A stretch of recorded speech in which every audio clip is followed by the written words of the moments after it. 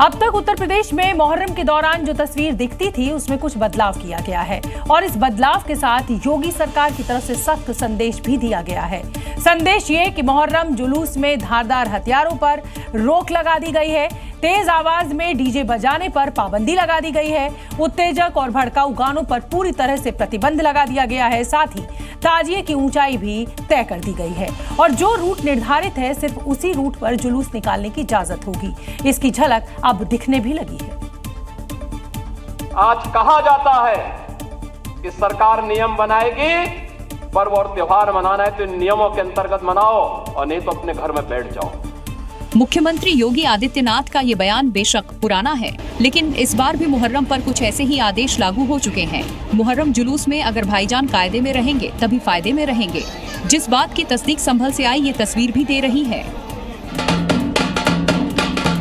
आज मेहंदी जुलूस, कल अलम जुलूस और परसों मुहर्रम जुलूस त्योहार की शुरुआत हो चुकी है और इसी के साथ पुलिस फोर्स भी अलर्ट पर है। ड्रोन कैमरे से निगरानी की जा रही है, जुलूस की वीडियो रिकॉर्डिंग की जाएगी। सादे लिबास में भी पुलिस को तैनात किया जा रहा है। गड़बड़ी करने पर सख्त एक्शन का ऑर्डर आ चुका है। साथ ही हुड़दंग करने वाले को फौरन गिरफ्तार किया जाएगा। ये आदेश यूपी के सभी जिलों में लागू हो चुका है और पुलिस के बड़े बड़े अफसर अब सड़कों पर उतर चुके हैं। 44 हमारे पास जो ऑस्ट्रिया के जो पिस्टल है वो आया हुआ है और साथ ही साथ जो है इसमें हमारे पास कुछ और असलहे जो कुछ लाइन में आए हुए हैं, कॉर्डिजेस आए हुए हैं। बताए पिस्टल अलग विशेष क्या इसी पर्पज से मंगाए गए थे? नहीं, हमारे पास सप्लाई आई हुई है और इसका सदुपयोग जो है हम करेंगे। जो सिर्फ फ्लैग मार्च ही नहीं, जुलूस के दौरान पुलिस फोर्स को अत्याधुनिक हथियारों से लैस किया जा रहा है। पुलिस अधिकारी साफ कह रहे हैं, अगर किसी ने गड़बड़ी करने की कोशिश की तो अंजाम बुरा होगा। मुहर्रम और कांवड़ को लेकर Uttar Pradesh police alert mode में है। पश्चिमी यूपी के सुपर कॉप तैनात किए गए हैं तो दूसरे स्थानों पर भी चप्पे चप्पे पर पुलिस मौजूद है। ड्रोन, सीसीटीवी कैमरों से भी निगरानी चल रही है। अगर किसी ने भी माहौल बिगाड़ने की कोशिश की तो फिर खैर नहीं। और इसके लिए सभी जिलों में पुलिस का फ्लैग मार्च निकल रहा है। मुजफ्फरनगर, मुरादाबाद, बरामलपुर, एटा, अलीगढ़, सहारनपुर समेत सभी जिलों में पुलिस अलर्ट है। संवेदनशील इलाकों की चेकिंग की जा रही है। पुलिस फ्लैग मार्च के अलावा सीसीटीवी से भी संवेदनशील इलाकों पर नजर रखी जा रही है। मुजफ्फरनगर में कांवड़ और मुहर्रम को लेकर सुरक्षा के चाक चौबंद हैं।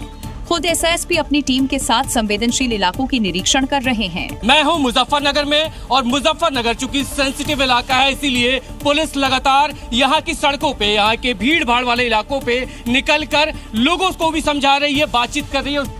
पुलिस जवानों के साथ साथ यहां पर सीसीटीवी और ड्रोन से भी लोगों के छतों की निगरानी की जा रही है ताकि कोई उपद्रवी माहौल बिगाड़ने की साजिश न रच पाए। इसी प्रकार से ड्रोन कैमरा से, सीसीटीवी कैमरा से निगरानी करना, ड्रोन कैमरों से छतों की निगरानी भी की जा रही है। अराजक तत्वों पर हम लोग कार्रवाई करने के लिए उनका पता भी कर रहे हैं। लखनऊ में भी मुहर्रम और कांवड़ को लेकर पुलिस मुस्तैद है। सीसीटीवी कैमरों से निगरानी की जा रही है और कंट्रोल रूम से सेंसिटिव इलाकों पर नजर रखी जा रही है।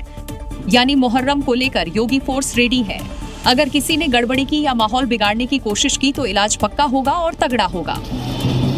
मुहर्रम के मौके पर आज श्रीनगर की सड़कों पर उमड़ा जनसैलाब, लेकिन इस बार मुहर्रम के जुलूस में श्रीनगर की सड़कों पर हिजबुल्लाह के झंडों के साथ साथ फिलिस्तीन के समर्थन में नारे भी लगाए गए।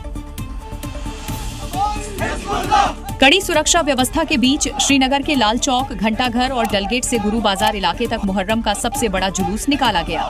इस जुलूस में हजारों की तादाद में लोगों ने हिस्सा लिया। इस मौके पर जुलूस में शामिल लोगों ने कई जगहों पर फिलिस्तीनी झंडे भी लहराए और गाजा में मारे जा रहे लोगों के लिए दुआएं भी की। साथ ही हिजबुल्लाह जैसे आतंकी संगठन के झंडे भी धार्मिक जुलूस में दिखाई दिए। जुलूस में शामिल लोगों ने कहा, आज दुनिया को भी हर अन्याय के खिलाफ एकजुट होकर खड़ा होना चाहिए।